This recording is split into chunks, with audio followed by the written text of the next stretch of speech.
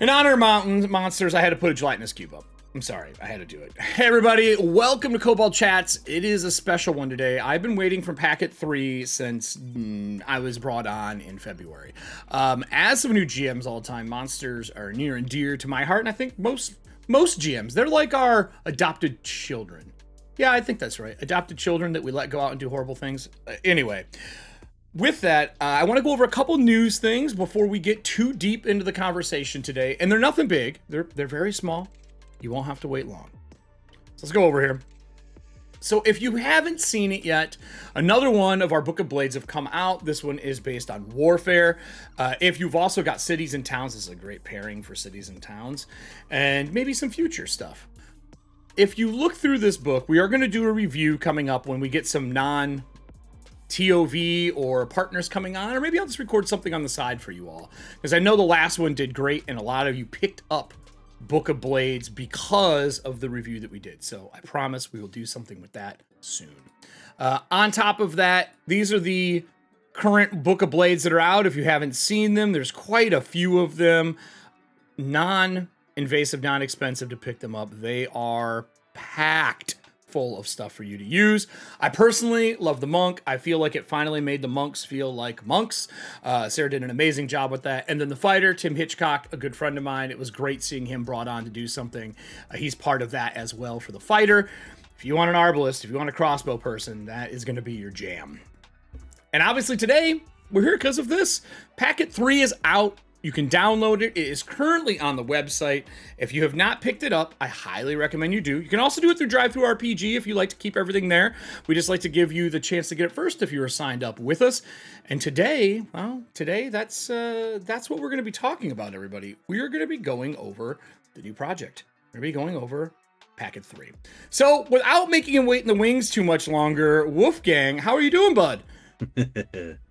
Hey, I'm doing all right. I don't know about my microphone. If I go off into robot voice, you just tell me, right? Yeah. I'll just say hit refresh and I'll go solo. We got a sweet picture for you. I had a feeling after the AMA, since I've been editing that for 2 weeks. Yeah, it's a picture of you in sunglasses with Valiant in the reflection, like you're looking at a computer monitor. But hey, I'm sure we'll see it when you do a refresh. You and I have not been on a panel or a call since I think it was probably the Book of the Dead or World Building with Brandon Hodge at Gen Con. I think that's the last time we sat down at the panel together. That was maybe almost a decade ago? Years ago. It was so long. Oh, yeah, probably. And then other than that, it's meetings. We're in meetings together. That's the only other thing that we They're not as exciting. No. Right? Gen Con panels are more fun. So they are. Yeah, that was soon. Soon. I don't act like we don't know. We're scrambling for hotels right now. Don't act like we don't know. Yes. So is that this year? Is it? We have one. We finally have a Gen Con. We do. I'm excited. I'm super excited for all the stuff we're doing.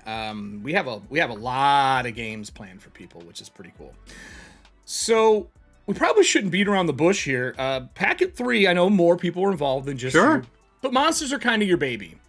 Oh, yeah. Oh, boy. I love monsters. Monsters make me happy. Monsters make my players sad. It's all great. Yeah. Well, but, this is not a solo operation by any means, right? Right. Yeah, Packet 3 started off with me saying, well, if we could make monsters better, what would we do? And then poking around the Creative Commons version and saying, wow, there's no lore or flavor text on any of these. None. And then saying, well, what kind of new monsters would we put in, right? And how would we change the stat blocks? And before you knew it, I was working with JB Little, Celeste Konowich put in on some of this. We had some new design work from, I think Jeff Lee did a little, and Brian Suskind, and Brian. I love me some Brian. Yeah, right? Like, so fairly familiar names. But we know the Celeste more like person. 5 or 6 people. Celeste is just a small part. Yeah, we know. I can't say it straight. It's a massive, right? But Celeste has been so busy on the player side, and I'm like, well, me, monsters, I'm going to go with it. And she was reasonably happy to put the Monster Vault or Packet 3 in someone else's hands. And we just went to town with this, right? Like, there are deep changes, and then there's stuff where everybody just says, "Oh yeah, we've been doing that as homebrew for years." Yeah. So and that was going to be my first thing before we even opened the packet up. Going into this, did we have a design philosophy when we sat down to make Tales of the Valiant's version or Project Black Flag for this packet? But our version of monsters, did we have a philosophy?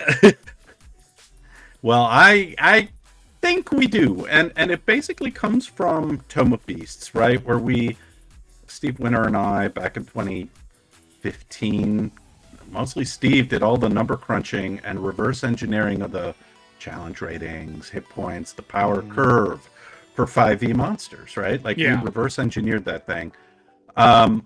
And then we applied it to the work we were doing in Tome of Beasts, said, all right, this, and this. And then we play tested the heck out of it. Sure. And at that point, we're like, the playtesters say these monsters are a little wimpy and they'd like them to be not a lot tougher, but a little tougher. Yeah. And so we bumped up the Tome of Beast power curve, and we did the same for Creature Codex, and we did the same for Tome of Beast 2 and 3, right? So the philosophy or the design intent here is, let's bring the SRD monsters up to the Tome of Beast power curve. It's not a big step up, but it is a step up. Sure. Make them a little more interesting, give them some options. And honestly, it's really hard for anybody I just named, right, to sort of look at a classic monster and say, well, I'm not going to touch anything. I think, so we gave ourselves limits. We can make variants, but the original still had, an orc still got to be an orc, right? Yeah. We're not changing much.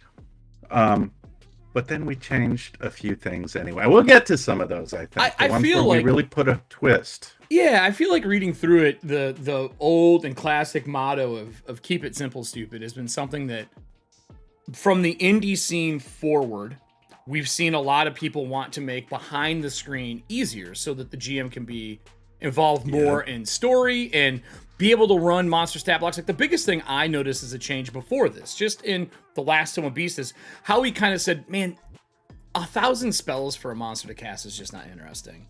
And we know that a monster only gets 3 to 4. Yeah, they only get 3 to 4 rounds if they're lucky. If they get alpha strike by a party, it's 2 on a good day with 5 hit points left to spare. What are we going to do? And I think that when we took that away, I started seeing how 5e and 5e styled games could work for a GM behind the screen. So I guess, everybody, let's pull the packet up and kind of look over things here. Yeah, open this puppy up and let's look at those 40 glorious pages. Yeah, so the first thing we have in chat, Frog asks, are you going to add spellcasting actions to Tome of Beast 3? That's the first question we have. Before we even dive into this, I think we're going to hit spellcasting on some of the monsters here, and we'll touch point on that when we get to some of the monsters. Playtest Packet 3. It's 40 pages. It's a lot. It sounds like it's a lot of pages, and it is. And I know from having to do stat blocks, it's also a lot of work. You could template it, but it's just oh gosh, there's a lot of this.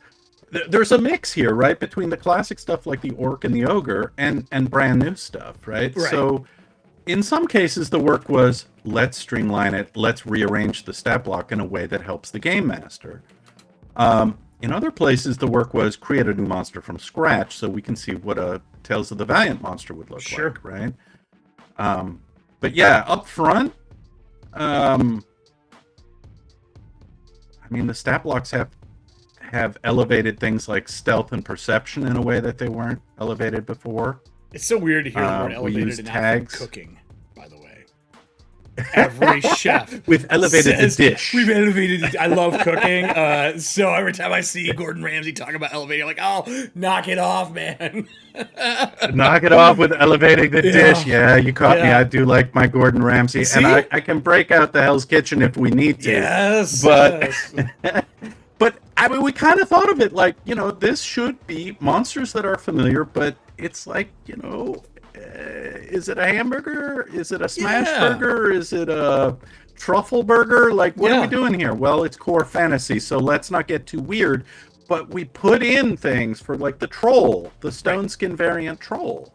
Well, let's not give him too much yet. Let's wait till we get there. Let's wait till we get there. Let's get to that. So give me a refresh because you sound like a robot in a tin can decided they got married to the tin can. Oh, no. Yeah, so he's using a mic because his other mic's cable is shot. And this mic, for some reason, when we talk for more than 5 minutes, it starts to digitize and sounds like a poppy microphone. But it's okay. It's okay. So I have this settled. So as we're diving through this, I do want to mention that Vineyard funded, and we're super happy for the first Tales of the Valiant for Vineyard to fund. So awesome that they brought it through in the end. But in the packet, it looks like he's back. Give me a sound check. He's look for a dot for me. You're good. Yeah, you're fine. All right. So it's, Valiant is doing this. I know when I talked to Friday, they were super excited about the new stat blocks and how we're doing it. And one of the coolest things I noticed is, yes, we have the elements of the stat block are broken down. And we're not going to spend time on all of the elements of the stat block. There's a lot here. There are a few things, though, that are very different. We do talk about modifying creatures, which I think is great. I think that every GM modifies a creature if they know it or not. I even when you're a young and new GM, fresh to it, I think that people modify. Right? You want to make that monster your own. You want to give it a little... Yeah. So I think so. Even if you're just naming the monster or describing it, you're making it your own. Filing the serial numbers off is one of the first things I teach GMs to do to make it their own. A ghoul can be 1,000 things. If you file it off and change one thing and never say it's a ghoul, no one knows what it is because it's just a skeleton behind. Like humanoids have a very similar skeletal structure. It's same for monsters. So I'm going to skip through this unless there's something in type you think we should point out that's very different. I didn't notice anything offhand for the types. They're pretty common. Nothing changes in types. Not really. Yeah. But man, in tags, stuck with the tags. Yeah, well, that's where we stuck the alignment system, right? Yeah, so we have chaotic, corrupt, evil, good, lawful, outsider, shadow, angel instead of celestial. We went with that. What was the concept for like changing some of the verbiage? Why did we go to angel instead of celestial? What was the reason for that? Because I don't think internally I've ever had that conversation yet. Yeah, well, I think some of this goes back to the editing on Tome of Beasts, where we have angels as a category up front, and they're a subcategory of celestial, just the way demon and devil are subcategories of fiend, right? Mm-hmm. So that sort of thinking. Angel's a little more specific, and we did have a long, involved conversation about what is the chaotic good equivalent of angel. If angels are defined as lawful and good, what is the chaotic good equivalent? Are those Valkyries? Are those some sort of spirits? There are many ways to think about it. But like demons and devils define their alignments. Angels define lawful and good. Chaotic good never gets no respect. I'm not sure we settled on they answer do. There. It's a player character, but no matter what they pick for their alignment. it's so true. Chaotic neutral, chaotic good. Somewhere in there. And we've thrown away but alignment the thinking for on now, these, so you got to give something. But all of the tags are still there, right? Like the tags are there for good, chaos, law, so that the spells that affect those categories still work. Yeah, and I think that's the most important. Yeah, so spells work, but also for a GM, tags or descriptors, when people are making their knowledge rolls to know what things are, you can give them the category they're in, depending on how broad of a roll they make. And we break it down pretty well. Armor class is the same. Hit points, we've kind of bumped hit points up overall, I feel like. Your speed, I think we have, but there's a particular twist on the hit point bump. Okay. It's mostly at the low CRs. Yeah. Because there might be some bumps at higher. Yeah, a lot of the low CR stuff is one-hit wonders, and we wanted a few of those things to last a little longer. So we've put that in, sometimes a substantial bump at the low CRs, and we're curious to see what feedback we get from actual play there. Actually, they're not a low CR. Well, they're not that slow. That's like the fan favorite here since we did our Tier 1 adventure. Yeah, Tier 1. So we've done that, and then I think the first big change we run into, I love the GM Wisdom call-out boxes. I hope we get to see that continue with Tales of the Valiant and things like that. Oh, yes. I love GM call-out boxes and PC call-out boxes. I think both are great for teaching what we're going to have more of both. Awesome. Margins are our friends. Yep. At least that's where I write my notes. Yes. But stealth, is the big first change. Yes. This is where we start to see Right. the, I don't want to say simplification, because it's not really simple, but easification of being able to run as a GM. What is this? Yep. Why did we change it? How is this going to function moving forward? Why did we put stealth in? Well, so this is part of a larger effort to make stealth and surprise easier to use and easier to run. Because it occurred to me reading, galleys for Toma Beast 2 or 3 that, like, there are a lot of monsters with the word ambush predator in their text. And there are a lot of discussions in adventure design, like, hey, this group of monsters is going to try to surprise, ambush, catch unawares, etc. So some creatures are meant to be stealthy, but it never shows up in their stat block, and you got to dig around for it in skills. And we'll see whether people gravitate to this or not. But you look at video games like, I don't know, Dishonored or something, right? Some stealth-focused video game, and you say, that's a lot of fun to play. Or if you're on tabletop and you're saying, I'm playing a rogue, I'm playing a ranger, I want to feel stealthy. Yeah. Well, great. But stealth and perception are the two sides of the same coin. And it's also cool to be the eagle-eyed elf who's like, oh yeah, there's goblins on that ridge. And as a game master to be able to say, oh geez, how stealthy are they? Well, here's the number, right? Yeah. It's the target number for that player's perception roll. Yeah. And it by bringing it sort of into the stat block, it reminds game masters that, oh, these monsters could sneak. There could be a surprise round here. They could just have one of their number hidden in a flanking position. All of that's easier, tactically and mechanically, if you've got the number right in your face. And likewise, the perception number being a little more obvious makes it faster to see, is the rogue lucky, or is the rogue about to be a pincushion? We just want to make it more obvious and more usable. I found that after running for so many years and doing design work, the thing that we included in our house rules, and this is very similar, is we always had a passive stealth, because if you were not going in a combat scenario and not within 30 or 60 foot, depending what game we were playing, we just did passive versus passive to make a rogue feel like a rogue. You should be able to sneak into a house and get into the thick of it.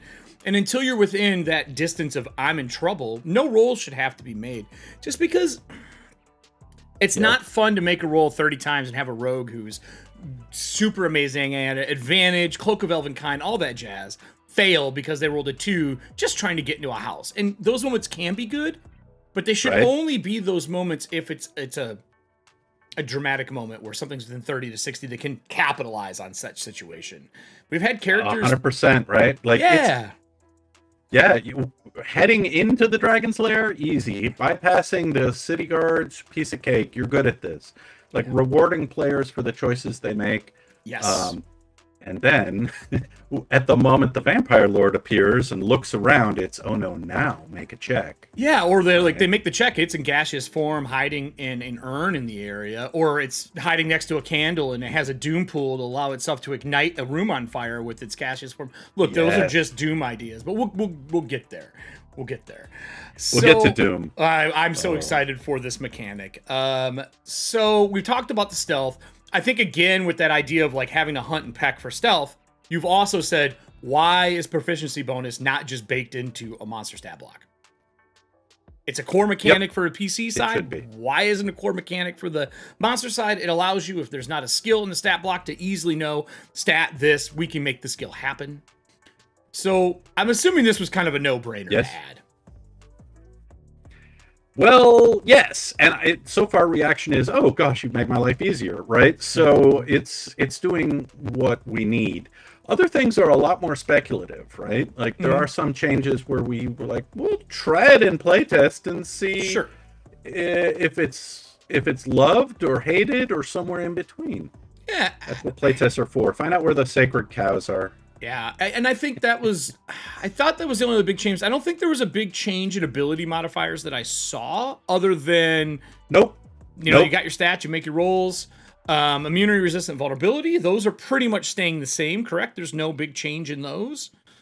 Yeah, we're bumping the conditions into the same lines as the immunities. Well, we'll get in the stat block, we'll get into semicolons and how they now serve a purpose in grammar, since we haven't been using them right since the dawn of mankind. Right. Am I Make wrong? an editor happy. Use a Yeah. semicolon today. No, you're right. Yeah, it's the forgotten orphan in a box somewhere. Like, we have to use a semicolon. It's very important. It's very important. We should use one. It's on the keyboard. Man, I'll never forget my English teachers for that crap. So we'll scroll through. We're into like almost the end of like the meat of mechanic changes until we get into the stat blocks. And senses is the other big one. I know people have argued online. I see you on YouTube. I know that some of you do not like the change for night vision. Just call it what you want at home. It's okay. Sure. But keen and night vision and tremor sense and true sight, this was to really, I think, make clarification and kind of clean up what those things do. Also, when you're on, and this sounds ridiculous, and I don't think, maybe this is on purpose, this is me guessing, on things like Roll20 and virtual tabletops, when you go in to do your dynamic lighting, it's called night vision. Yep. It's not called dark vision. Was there a reason we changed it? Well, this is one of those changes that's sort of a style or thing over a substance thing. And it's interesting to me how many people twig to it and go, no, you can't. And right. Because frankly, in everyday talk about, if you're special forces and you've got goggles, you've got night vision goggles, not dark vision goggles. And it's a little more common usage. So new players might go, oh, night vision, I know what that is, rather than dark vision. What do you mean? Yep. Well, you see in the dark, right? It's a very small change. And if people hate it and we get that in the playtest feedback, okay, but we like it. So my thing is if it was going to be called anything, it'd be called gray vision because you're seeing in grayscale. So, and if you keep it up, we're going to bring back ultra vision and make your life hell. If anyone remembers ultra vision, infravision. Infravision too, yeah. Ultra vision and infravision, yeah. Keep it up, people. No. But in all seriousness, well, I think night vision is just an easier thing to grab onto as a new player, a player transitioning over to TOV, or maybe all they played was indie games their entire life, and they're like, oh, my friends are playing this now, I should learn. Night vision's a little easier transition. And smell-o-vision, yeah, we don't have smell-o-vision. I wish we did. Talk about food. But we did, keen is also the same thing. Keen is replacing, keen senses. And then I think the big one after that is we talk about perception, and we talk about in the GM wisdom here, the core fantasy rules, PCs with invisible condition have advantage on dexterity stealth checks when made to hide or sneak past monsters that rely on sight-based senses like vision and night vision. We break down how invisibility works because I think it's one of those grapple, invisibility, cover, and probably terrain are the biggest argued points in combat. And then after that, it's like combat maneuvers, like what can and cannot be used. And we simplify some of that for monsters, which is cool. Right. So, is there anything else? Invisibility in particular, right? Let's spell it out. Is there anything else? I think that's it. You covered it. Let's move on. Languages, void speech. There had to be an internal fight. Yeah. Who fought? Well, not really. No? I mean, again, I'll point.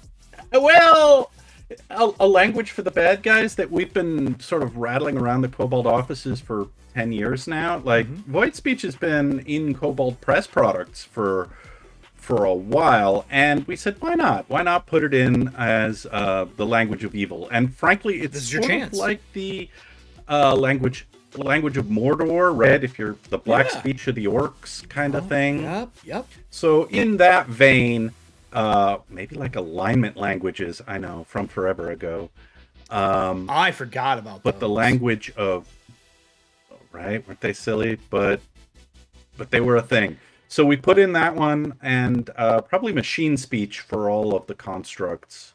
Yeah, that was the other one I was going to say, machine, which I love, because of settings we have done in the past at Kobold, machines have become a big part. And as someone who loved Planescapes back in the day, machine speech is something like, why didn't it exist when you're dealing with all these mechanical things from golems and crafted creations? And then 5e brought out Artificer back in the day, the class that shall not be actually a class because they refused to make it one public for us. We have machines all the time now. It's something that's just kind of that high fantasy platform now. So I'm glad we changed that. I think that's super cool. And then we're going to get into the biggest fight of all time in any monster manual ever, and I almost just want to skip over it. Woohoo. is CR. I don't play with CRs. I believe that I use CRs based on how hard I want maybe a player to be, or just to threaten my players with like, hey man, this is a 10, you guys are an 8. Like that's the only time I use it. But there are a lot of people who use CR and use experience instead of milestone. There's still people who use gold as experience. So CR is a great tool when you're a beginning game master, right? Yeah. And it's you don't have to use the experience system here, but the CRs give you a weight for how tough is it, right? Right. And one of our goals with Tales of the Valiant is you can plug in the Black Flag monster equivalent into any 5e adventure, and you're good to go because the CRs are weighted the same. So we're not changing CRs, but cleaning it up. That said, there's a whole effort right now about encounter design and encounter building. Yeah. Where we're getting pretty concrete in, and frankly, something like a better formula for encounter design. So that'll be part of the discussion going forward, and it's not in this playtest packet, but it's very much part of the system. So that there's a reason. It's the same reason. Build appropriate encounters. Yeah, but it's the same reason that you don't have a GM screen when a playtest packet launches. It's because it is a bunch of information disseminated into a algorithm, so to speak, or a formula to make it work. And until the game is near completion, you can't balance that formula. And even then, there's gonna be updates and facts because when it hits the world, more people use it, and you're like, oh man, there's like a weak spot in 5 to 6. We really got to fix CR 5 to 6. Like that just happens in waiting. But it looks like in this packet, we're trying to weight the monsters so that waiting and counter building is easier. Is that fair to say? Yes. Yeah. Oh, that is absolutely fair to say. We're trying to, like I said, especially on the low end, we're trying to rejigger the power curve a little bit, so that our work later in the encounter builder work is easier and less well, it won't be easy, but easier, because we'll have the way to play test on these creatures by then. But you want to get down to some specifics? We do, and I will remind you, what do you want to do? There's no duplicates here in the experience. It's okay, everybody. It's okay. Yeah. It's all right. With Doompool, we got to go here next. It's next in the list, and I think it's the most big change. I'm happy. I've seen similar things in other games. We're doing our own version of it. I'm assuming we have a lot of future plans for how to use this in adventures and monster design and encounter design. Start with. Well, how is it working here? Yeah, we start with the basics. Yeah. Right. So the basic idea here is monsters ought to have fun. And just as luck or inspiration is a player mechanic, Doom is a game master mechanic to say, I am throwing a little extra weight, a little extra spin on this monster. So not every monster gets Doom points, but if they do, they can use them to empower their own rolls, right? To make their own attacks succeed more often with advantage, or they can, because some monsters are big spellcasters and have powers that are mostly based around your saving throws, they can put disadvantage onto a player's save. So that's like the core mechanic is it's somewhat like inspiration in that you burn it and forget it, right? When it's gone, it's gone. It's versatile. But the game master can, it's versatile. And then there's this third category of you can spend Doom points on special stuff. And I think that's where most of the design interest is. And literally every designer I went to with this was like, oh, okay, well, I know what I want to do with that. Yeah. It's somewhere between legendary actions, right? Yeah. So it's fun for a one-shot because you don't want the monster throwing that super mega fireball, whatever it is, Doom point ability every single round. It's overwhelming.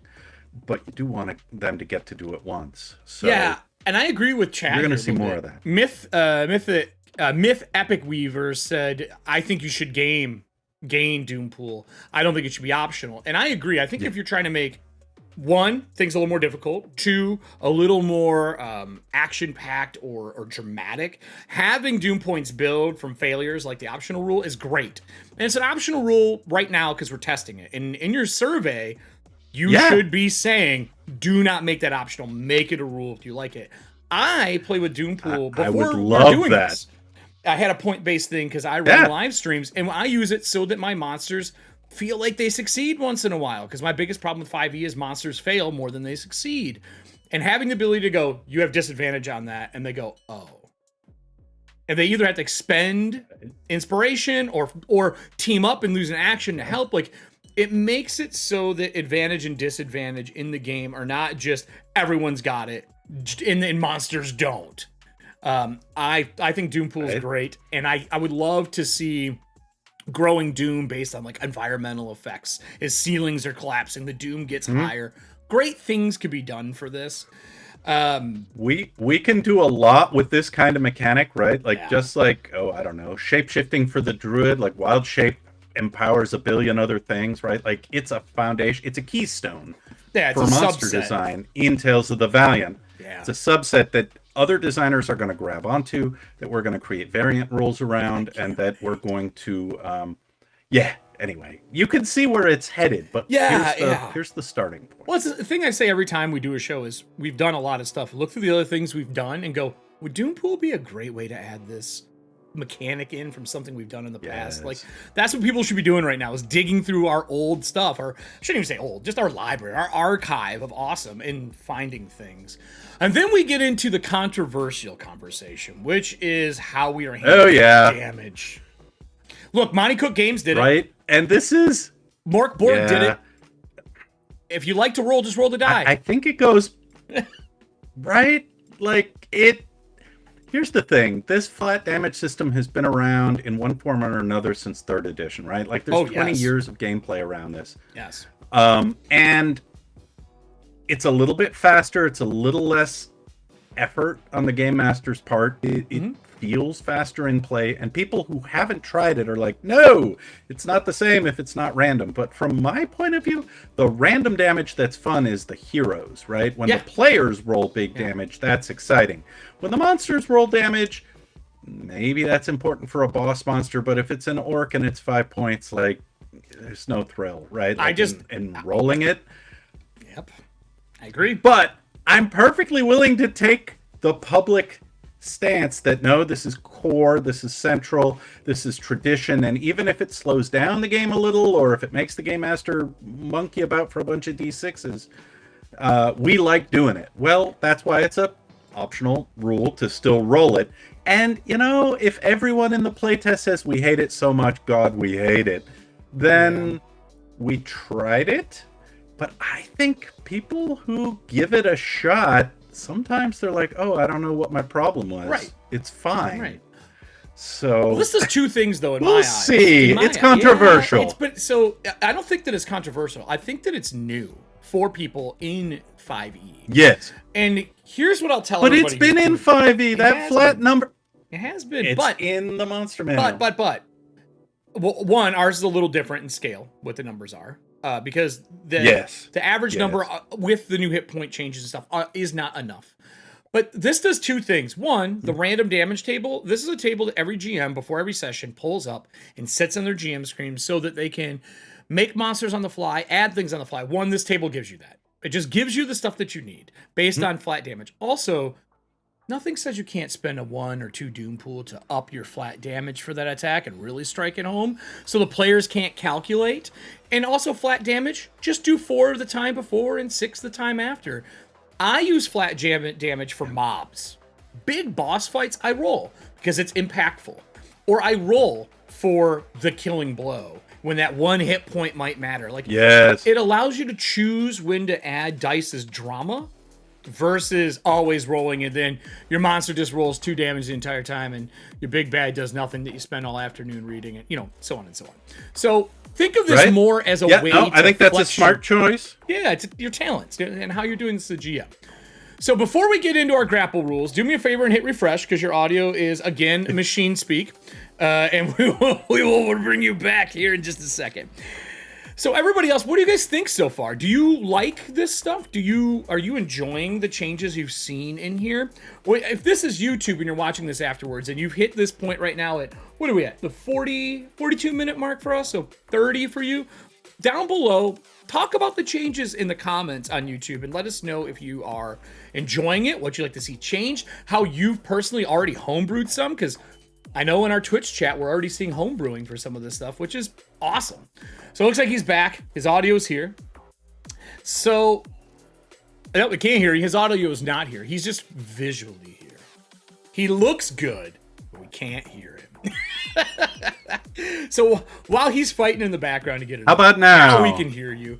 We are going to get into the meaty, gritty, fun part of this. But before we hit the monsters, I have to say, you talked about grapple right away. It's been plaguing us since 3.0. There was a hey Sly Flourish, what's up? I actually didn't Sly Flourish make the grapple table back in the day? Wasn't it Sly Flourish? Probably. The grapple table is like 2 pages of pain because they're like, hey, this is grappling. Have fun. We've cleaned it up, and I love that it happens, and I think monsters should be able to take Doompool and throw you off cliff edges. Just saying. So, no grapple table from you? Oh, okay. I just wanted to place the blame on you. I was just giving it to you. Monster time, everybody. It's much simplified. Yes, monster time. Let's hit some. So... Bugbear? We have a lot of major, like, milestone monsters, or I shouldn't say milestone, keystone monsters in here that we've got from animated armors. What is the stat block that's got everything in it that we can scroll to right away? Like, what, like that has everything? The action, that has like the action breakdown, the Doompool, like all that kind of stuff. Everything in one, so we can dissect. Oh, I think the Bugbear champion has a Doom point. Yes, he does, and a Doom ability. Right. So we'll go to Bugbear. So Bugbear champion's the first one. Let's talk about the fact in Bugbear alone, we've given people flavor text that will be open for them to use. That doesn't exist in Monster in 5e SRD right now. An OGL. There is no descriptions for monsters. And I don't know how many people did not realize that until the January situation that they were going to lose that. Unless you make games, you don't know. You just don't know. Well, I'm assuming this was, again, a no-brainer. Like, we need descriptions for everything. Yeah, that was pretty early. We're like, oh, yeah, we're going to have to do this. And some of what's in there is fun, flavor, and lore, and some of it ties directly to mechanics. Hellhound. See that in Hobgoblins and a couple other places. Hellhound, yes. Yep. So Bugbear Champion. But Bugbear Champion has... Yeah, it has all those pieces, right? Okay. Well, let's go top down. We're going to dissect one, and then we're going to go to your favorite monster after this. So keep that in the background. Oh, sure. All right, so Bugbear Champion, stat block across.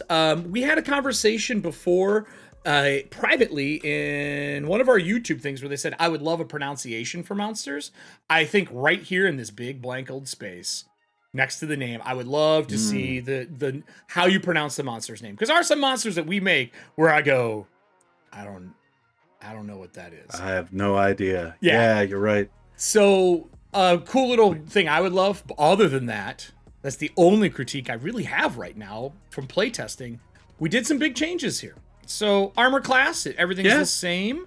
Hit points, a little bulkier on some of these. Speed, stealth, this is our stat, stealth and perception. Languages, your CR is no longer in the upper right. It's now down here. What was the reason to move that away from the upper right and into the stat block line? We're debating putting it back. I would. That's one change that we considered here because the SRD kept the Creative Commons version of this had CR down there, and I'd forgotten that change was implemented in a bunch of Kobold products over the years. Sure. So I think that might be one we take back the other way. Proficiency bonus we wanted to add in. The stat modifiers we wanted sort of clear and upfront so that you've just got them right in front of you. Legibility and breaking readability. Down, right? Readability, yep. And it's the same sort of thing with breaking out actions and reactions here, and making clear what the Doom point can do. Well, I think too. I think CR is here as a layout person because you needed something to fill the gap next to PB. I think it was just the stat block line to make it even.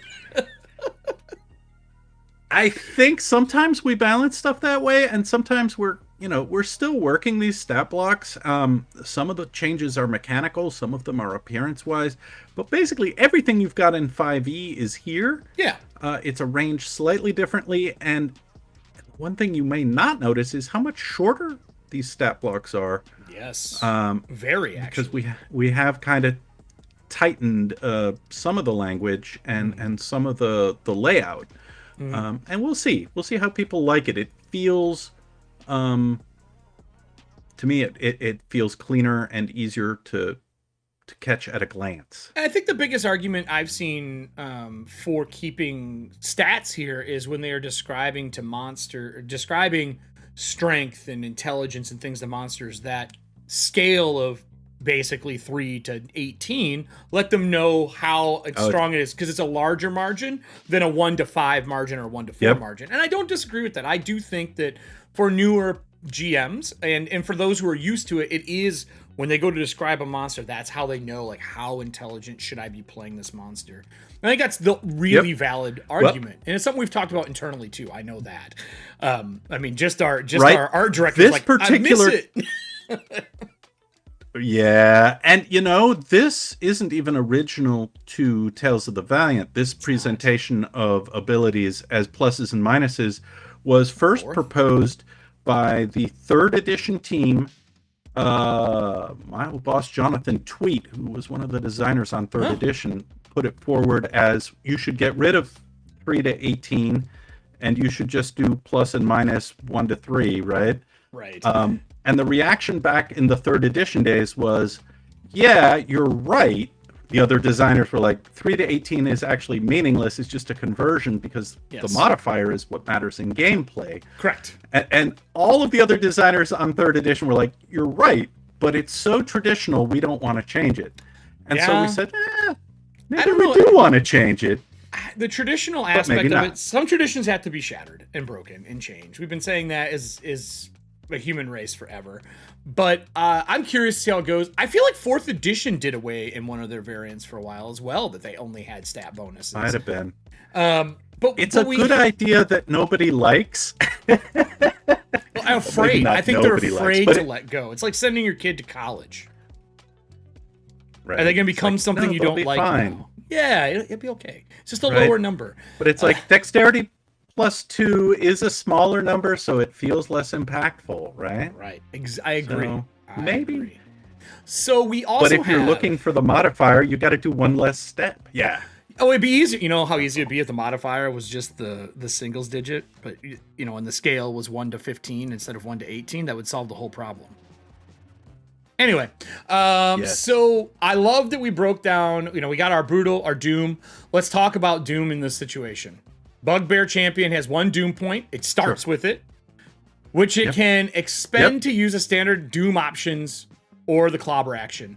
I love that we gave them 1 to start, so they can walk out of the shadows as a sneaky Bugbear does, and act like the bully they are, and club your wizard over the head, and immediately change the entire combat. Because clobber is brutal. Yes, it is. It's, no, what do you mean I missed? No, I didn't miss. Look again. Not only did I miss, and I hit. And if it's a hit, into a crit. Smack, doom, crit. So it's harsh. It should be. He's a champion. He's not, look, he's the big Bugbear, not the small one. But this is something he's that the allows... star player. Yeah. Yes. And this, it puts some fear back in. You've also gave them their actions, the multi-attack, the Morningstar, the Javelin, the Shield Smash, into those. And then I love that it is action, done, reaction, done. And then when we get into layer actions, you're going to see layer actions. If something has multiple Doom options, is Doom going to get its own category? I don't know. That's a great question for future us. Talk to me after we're not there yet. Yeah. That was one from chat, we might for dragons, demon lords, something like that. Sure. Absolutely. But it's got to be pretty heavy. Yeah. And I think that, so this stat block is a great representation of a stat block. And this is a CR4. And you're going to see as we get into higher CRs, they don't really change too much in size. They really don't. the big bads do. Like when you get dragons and you have a lot of things part of the monster type, then you get some more descriptions, but it stays real tight, which means that you can have 2 monsters on a page and look at them and not have an issue, and maybe still add art. So, is there a monster We will in here? have so much art. Yeah, I wanted to show art today, but we'll see some soon. That's what I was told. Is there a monster in here you think is really got a lot of changes from a monster that we're used to seeing that we should look at? Like, I know you mentioned the T-Rex has changed a little bit. The T-Rex just has some more hit points and I think 1 additional ability, so it's a little better. The Ghoul is an 186 even hit bigger points. example. That's a lot of hit points. He's a big bad now. He's a beastie. You know, the water does shake when he walks into the room. Whereas before he was, what you want. But no, let's look at the Ghoul for a change that may not seem major. Well, as we go to the Ghoul, so I can clip whatever you're about to say about this, refresh me one more time. I'm gonna let everyone see your awesome picture, so you're not speaking machine speak, and then we're gonna fix your mic sometime this week. So everybody, that's the picture I did up for him, so you can see. I don't know if you can tell, but here I'll go to solo cam for him. It's got Valiant in his sunglasses. You can see him. No, you can't see it now. He's back. I was talking about the fact I put Valiant in your sunglasses. So let's scroll down. I do want to say we do have a Void Dragon, if I remember correctly when I was scrolling. Oh yeah, well that's from Summer Beast 1. Yeah, that makes me super happy. Delightful. It makes me happy too. All right, I feel like we have a love affair here. I think you and I like ghouls a lot because we both said the same thing when this happened. There's more in the stat block than most things. You also have a bunch of things in here: the Abyssal Creator, the Bestial Nature, the Elven Exemption as like types of ghouls, almost like a lineage of a ghoul. Is that kind of what that's supposed to represent? Yeah, a little bit. Like here's different kinds. Here's the demon-inspired ones. Yeah. Here's the cannibal ones. The Elvish thing, I like it, but and it's a nice way to tie a mechanic to the story. Mm-hmm. I think they're not going to be speaking Elvish in the final, but you never know. I don't know. Really, but live, smooth-moving ghouls that speak Elvish are hella scary. I know. Hella scary. Kinda, but I don't know. I'm still a little torn on that one. Weird that the language ghouls. trips me up. I'm gonna prove it. I'm gonna prove that they speak it. All right, prove it. And they break their teeth into whistles so that they have whistling teeth, so it's in song. It's gonna be great. Horror is what I run. Right. Well, Spider Climb will help you with that too, right? Because that's something we put on ghouls as a way to. Well, frankly, they're undead level 3, right? There's skeleton, there's zombie, and then there's ghoul. But it feels like they should be a little creepier than skeletons and zombies are. I agree. So Spider Climb, in that Count Dracula kind of way, right? That's where that comes from, the undead climbing walls. I like it a lot. Yeah. And it's not something I added. I think that's something from JB, who put that spin on them. But the minute I saw it, I'm like, oh, yeah, that. Yeah. It does change them. It makes them that skittering, moving, hungry, visceral creature that is like climbing through the manor that you're trying to flee. That's frightening. It just has a fear action. Oh, maybe a doom point fear when spider climbing. You get to make a doom point fear anyway. Those are we're gonna be having the fights, right? Whether to put doom points on this or on that, and it's CR1, so I'm resistant to doom points for the really low you give him tier 1 stuff. You give him 2 doom points, and you make him a CR2, and now he's an upgraded ghoul. Right. But I would love. Well, I'd put it on the guest. I'd put it on the guest. Yeah. Right? Maybe. But I like my players to have a hard time. from the word go. From the go. Yeah. But I will say this is one of those samples where bonus action's broken out. And it has its own. And there's a lot. So like when you get into monsters that have condition things that they do, how are we handling that? Where do our DCs come from? How are we calculating that on the back end now? So that players or GMs some of these DCs, right? Like some of these DCs from monsters are straight out of the 5e Creative Commons text, right? okay. Like, we're not monkeying with that DC. We're taking it as written. Others for new monsters, right? We're usually looking at let's find a new one. I like the Goblin Captain, maybe. Yeah, I'll scroll because I want to talk about or, Hellhound is another kind of thing that we're doing. Let's scroll. Or Hellhound's maybe a better example here because they have a breath weapon, right? Yeah, okay, let's do that. there's I'll a go down. DC 20. Sure. Hold on. I mean, the Hellhound is my favorite in here. Oh, yeah? It's my favorite. So, well, my dog, we secretly call a Hellhound. She looks like the old British version of a Hellhound with like the curly hair, and she walks with her head like swooping the ground. She has that look to her, and she's big. We thought she was gonna be a tiny dog, and she's almost 100 pounds. So it's funny because she's been very difficult to train, and I laughed about the bomb to service when I read it. So right. If you haven't, is this something we're gonna see more of? Like this kind of stuff in our monsters, where if it makes sense for you to be able to do something with it roleplay wise, we're gonna add a block like this. Well, one of the things we've seen, over the history of publishing Tome of Beasts and Creature Codex, one of the most popular elements every time is companion animals, familiars, mounts. All of those are categories that appeal to players, not just the rangers, not just the wizard familiar thing, but to have sort of expand the party in that way. And if you're the warlock who commands a hellhound, well, that's cool. Just gonna say that. Right? Eldritch Blast and Fire Breath. We're leaning into it. Right? Yeah. I want that to be easier. Like, the Hippogriff. If you want to train one, what's it going to take? Let's just put that in the monster listing so that you don't have to, as Game Master, roll around and say, how's it work? And better yet, have a system that's the same for every one of those trainable mounts, right? Whether it's a warhorse, a griffin, a hippogriff, or something else. Here's the mechanics that you, as, a ranger or a skilled paladin looking for a special mount can pull that off. Yeah. Well, obviously, we have our Kobold in here. I've also decided that the enemy of Kobolds is gremlins on this show because of tech gremlins. I'm just saying. That just seems the most natural enemy of goblins and their traps, or Kobolds and their traps and everything else. It's got to be gremlins. They mess everything up.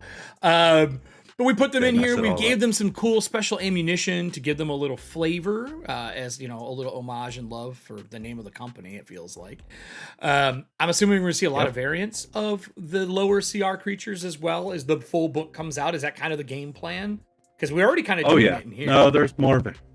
Okay. Yeah, that's a trend you'll see continue. Yeah. Okay. And then is this our Modron? Is that what this is? The Mechadron? Is that our... the Mechadron is our Mechadron, which is I don't know what a Modron is. That this is a Mechadron. Oh, yeah. I'm saying, but our love letter. A living and lawful creature. Yes, it is. It is a very lawful group. And they're fun because they can reconfigure themselves from one form into the other. They're somewhere between Transformers and Modrons. I have something that does that too, but I think it's a Hellraiser cube. Yes, the Hexadron. Very dangerous. That's the lawful evil version. So we broke this down. We gave the Solodron and a couple of different versions of it. I like these. These are super fun. There's a lot of fun actions in here, mounting weapons on them. That's super cool. Did they change? Because these are ours, obviously, our monsters. Did we change anything when we ported them over? Well, they are original to Tales of the Valiant, so they are new as of this playtest packet. They've never seen print before. So, we ported over like the Void Dragon and some other Kobold Press creatures, but we also put brand new stuff in here. The Crimson Jelly's new, the Husk Demon is new. Like this playtest packet, we're not just reskinning stuff or shining up the SRD. There is all new content in here. Yeah, this is one of those ones where I'd say you need to read from 1 to 40 and look, because there's a lot, and highlight it. There's a lot. Like, for example, the plant creatures here. Is it Mycold? Mycolid? Is that what we're calling them? It's the mushroom person, Mycolids, right? yeah. They have poison harvesting Yeah, as we've an been option. doing those for a while. You know, Yes. there's yes. a lot of cool things in here that you don't see normally. Then we have the Spore Lord version of them, which has got a lot more description, a lot more to it. Those are really big things that I think we're doing with the monster book. And you got bonus actions in here. But I'm going to scroll down to... There's one other one. The Rust Monster. This is a classic monster in all of fantasy gaming. We all use it for something. We've armed him on poles for kobolds to rot people's stuff away. We've done tons of things over the years. But you've made a variant called the Rust Mother. Yes. Where do baby rust monsters come from? I was just gonna say. And they fly. Yes. This is frightening as that CR half. A swarm of flying rust monster mommies mad because for 1,000 years or 10,000 years you've been killing their children and they're showing up in swarm. They're locust fur armor. It's horrible. It's horrifying.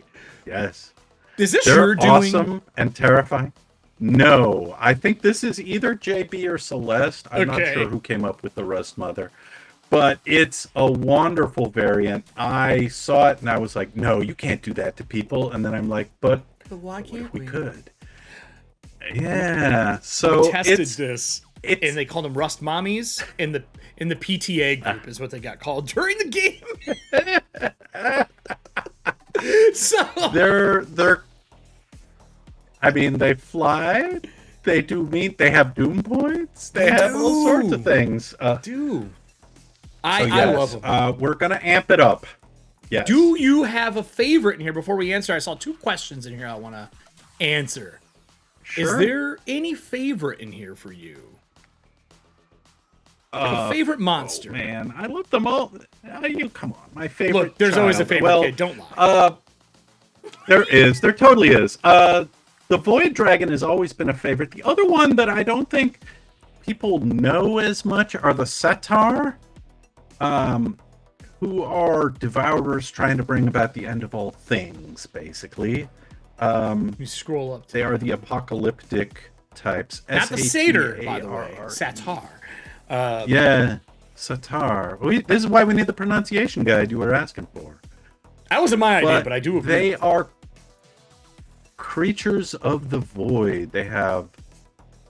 And this is a Kobold press concept that's been going on for years, with the void as this dark, corrupting, doom-ridden energy. And the Satar are the ones who know it, use it, and are working to serve its dark will. Is this our answer to Cthulhu, or is this its own thing? Is this our aberrational its own space thing. creature? Okay. I was just curious if it was our it's answer. somewhere between Cthulhu and like worms gnawing at the roots of the world tree. Okay. I like that. I like that a lot. And we've got void claws, and they have spear damage, and I'm assuming this is going to be almost a creature type, right? So we're going to see more versions of these in the future. Well, we did it backwards. We actually, the Satar Mystic and the Satar Destroyer, I think were in Tomobe's 2 or 3. I think so. And they appeared in a couple of adventures, and we finally said, we really ought to have the grunts for these guys, and that's what you see here in this packet. We actually have not previously had a version at CR1. Yeah. So you basically said, here's the workers. Here's the worker bees that work for this. Yep.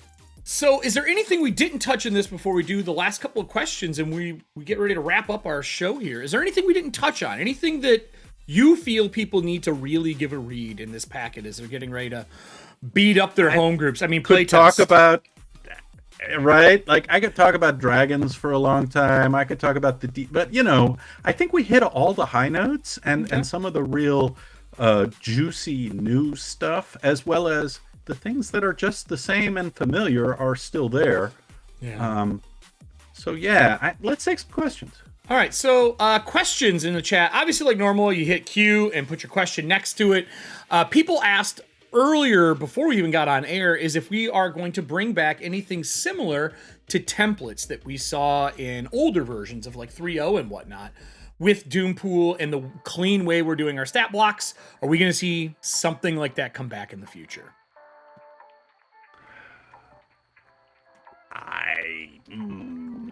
How much do I want to commit to that? We're looking at it. Okay, that's fair. And there is at least there's one monster designer stumping hard for it, and other people saying, well, we have a lot of other work first.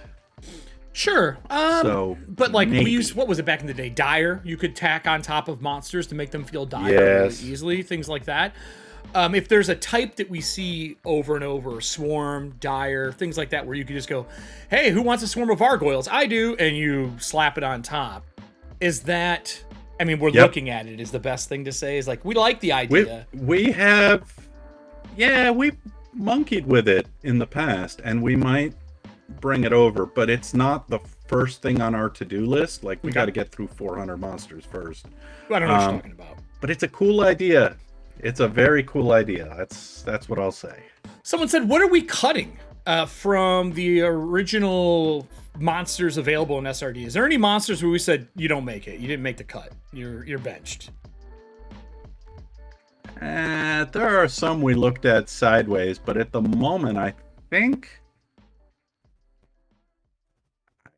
there's like some half dragon.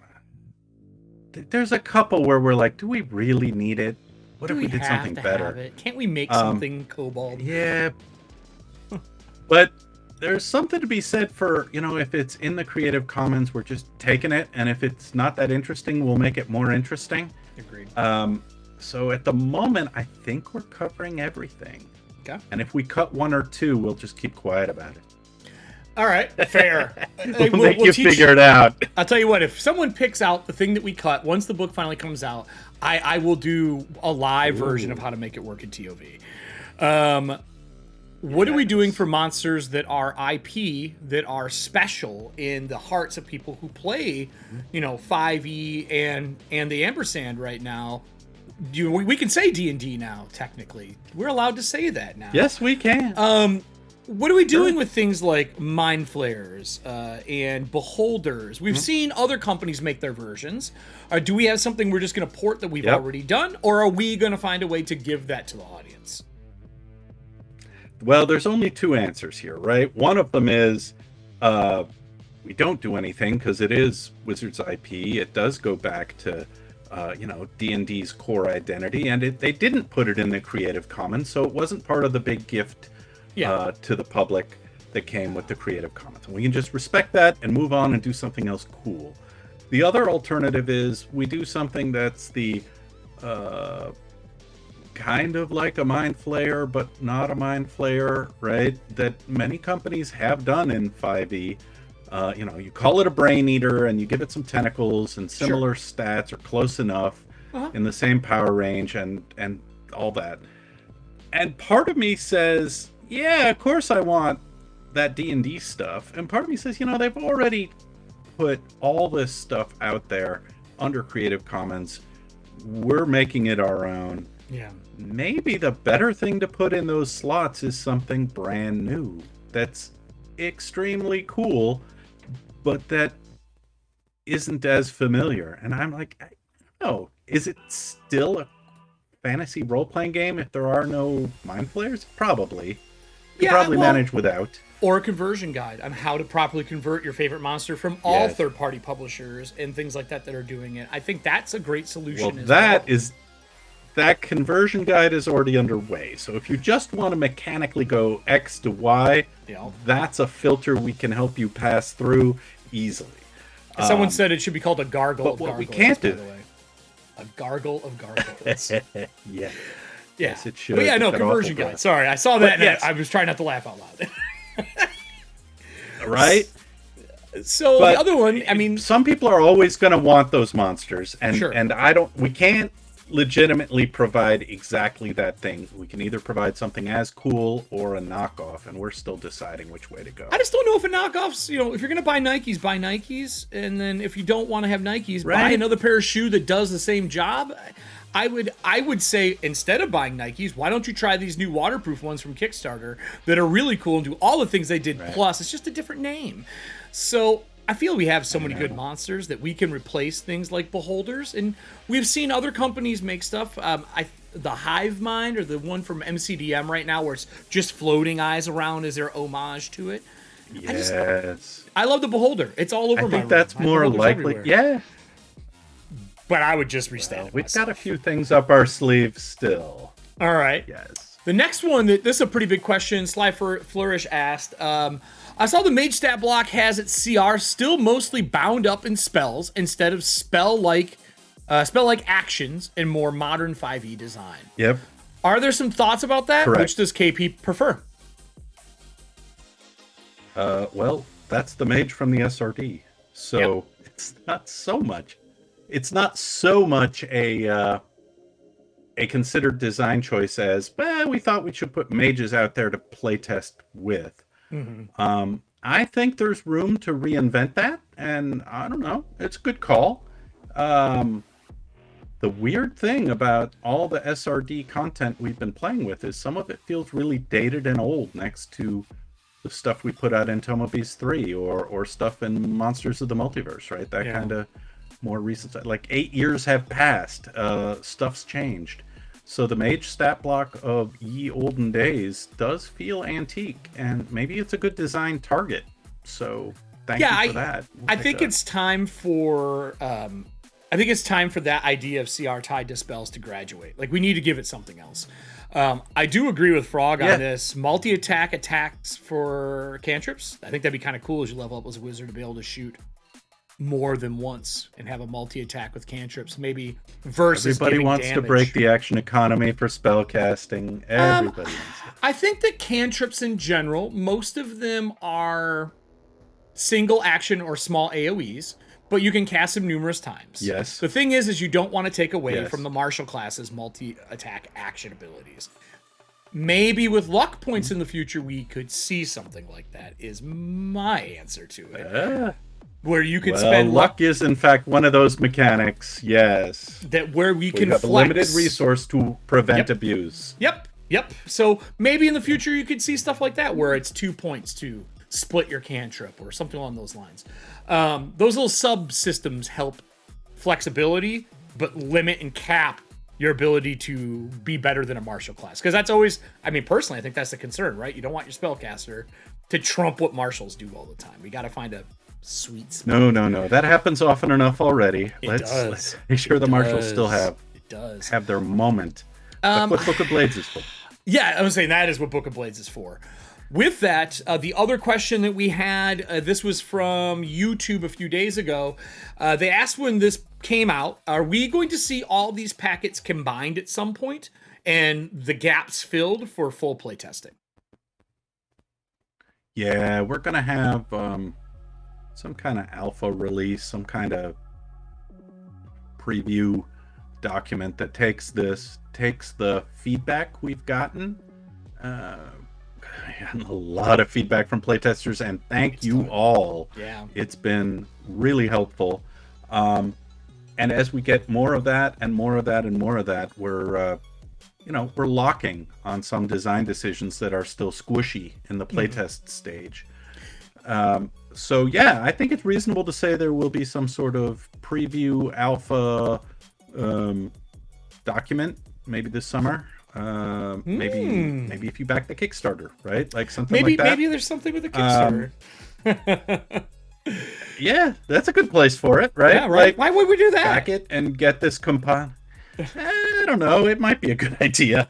But in some form or fashion, right? Because by the time we hit Gen Con, we're going to want to be able to throw something on the table and say, listen, it's not a hardcover with a glossy, illustrated look, but it's everything you need to do the public playtest at Gen Con with us. And it's printable and it's one document. So, and we try to learn from other people too. Cards. I think all good third-party publishers learn from other We're friends. We're friends with all these people. Like, there's not a lot of hard lines with other publishers. Like, we all talk. It's a small family. Like, it's It's not a lot, and it's not Yes. Game of Thrones, everybody. Like, we don't all stab each other. Like, Wolfgang, you've worked at numerous companies over the year with a lot of the people who have Yes. opened these other third-party publisher companies. And it's one of those things where, look, we learned. We saw other companies like Pathfinder had their beta test. They did a printed copy, and it was the reason I think they did well. And we learned. That's what I will say. We're watching. We read the surveys. Honestly, for everybody, if you want to be in active conversation, our Discord has exploded since January. And there is an amazing set of people talking over there in a very positive critique style. And then, I mean, can we announce the other part yet about the Discord? Have we talked about the other half yet? Discord? Can we say anything yet? I'm not sure. Maybe you know better than I. I will just say it's. We're gonna have a second family soon for Discord. That's what I'll say. We're gonna have a second family soon for Discord, and things that everybody has been asking for are coming back, which we have announced that we're gonna be bringing back our organized play in a fashion. But I can't say too much because it's in the works. And then, I mean, I read the 40 pages, everybody. Like, that's what this comes down to. Please read the 40 pages. I'm going to go back so you can see on this the due date for the survey as we kind of wrap us up for the day. Wolfgang, is there anything else you want to say besides that the deadline, the 15th of May, 11:59 Pacific Standard Time, that is the deadline. It's the bottom of the packet. Links are baked into the packet. Thank you for the raid from the two of you as well, Quest and Candles. Thank you so much. Is there anything you want to close out with today before I do our YouTube-y stuff? I want to express some gratitude to everybody who's been reading, commenting all over the Discord, all over the feedback surveys. It's been really helpful to see both the positive and the more like, I don't know if I like it, and here's why, right? Yeah. Like, intelligent critique is valuable. So is the, hey, we played it, we just had a good time. It's nice to hear that too. So really a huge shout to playtesters, people just commentating on what they see and what they want it to be, right? Because it's still in the early stage here where things are,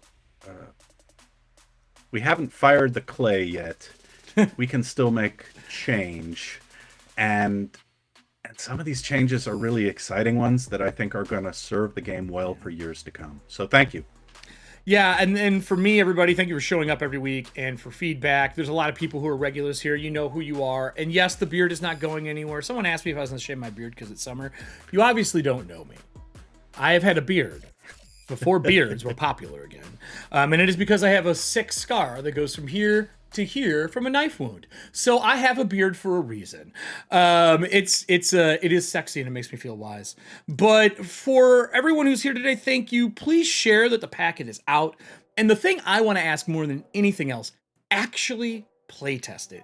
Take one of these monsters, take the luck, take the doom. If you take nothing else, take these new mechanics and place them into your current 5e game and let us know how they do. But if you want to get serious, build a fighter or a wizard with the new stuff. Build an all dwarf wizard group and go out there and see how it goes. And I guess the last random question I have from the vast majority of people is, can the dwarfs move the same speed as everyone else for Christ's sake, please? That is the number one question that I get. Can you make dwarves quicker? Really? That's it? Yes, that's the number one thing I get. I have it recorded slow 70 times since we launched Packet 1.